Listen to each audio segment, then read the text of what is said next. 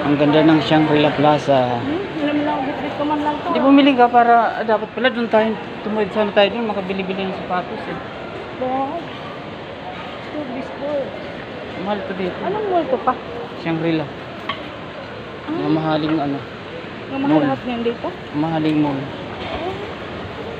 Bakit ang biga dito, mahal? Oo. Mas masarap pa nga mamili sa SM. Ah, no brand yun. Ano naman no brand yun? Nauso na yung no brand na yan. Sabi yung sa brand.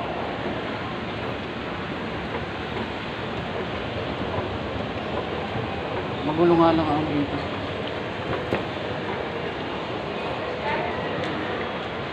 Kasi dito naman dito. Pati dito. Antok na ako gabi. Latag ko, pwede naman eh. Hindi, may dumadaan ka, lalatag ka.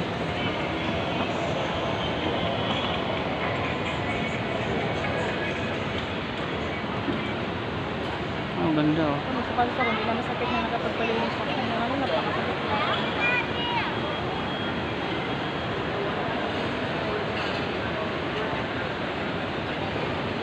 Hindi ka lalabas.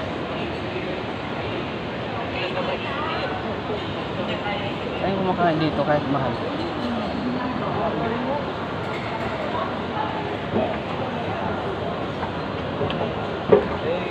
Ito.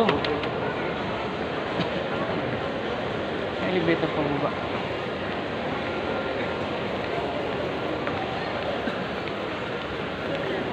Terus, sakit hakbang. Sakit hakbang yung paa ako. Ano lang ah. Old Navy.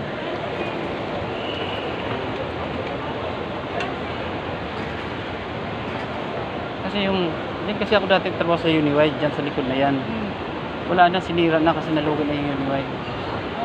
Kaya kabisado ko itong lugar. Sa Cubao, nakapasok din ako dun sa Cubao, sa Isitan. Tapos doon sa Pasig, nakapasok din ako trabaho doon.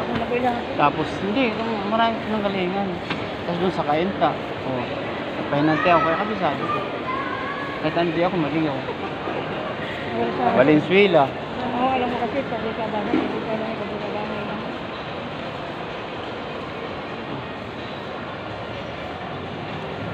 Doon sa lalaki, parang hindi na tayo. Nalabas na kami ng Shangri-La. Doon tayo dapat sa kabila. Anong address? Ano yun? St. Francis Rosario? Oo.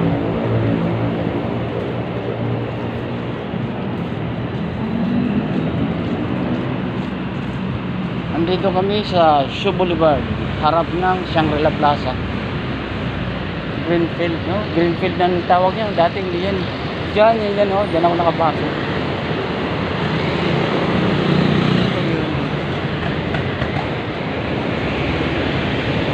Dito kami namamasyal eh.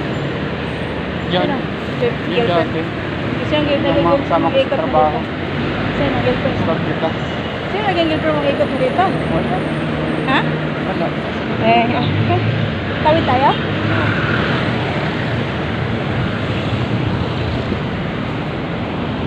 Ilang minuto lang. Wala kang girlfriend? Sige, inaantay mo talaga ako? Basta kayat-kayat lang. Kayat-kayat lang na. So,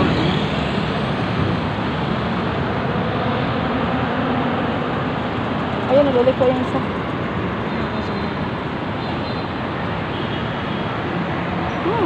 Layo.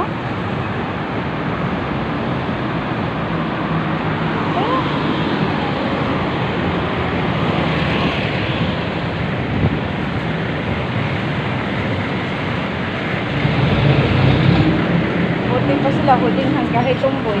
siyempre masama. Kahit tumboy.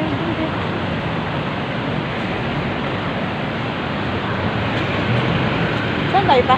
Ito, may jeep dyan.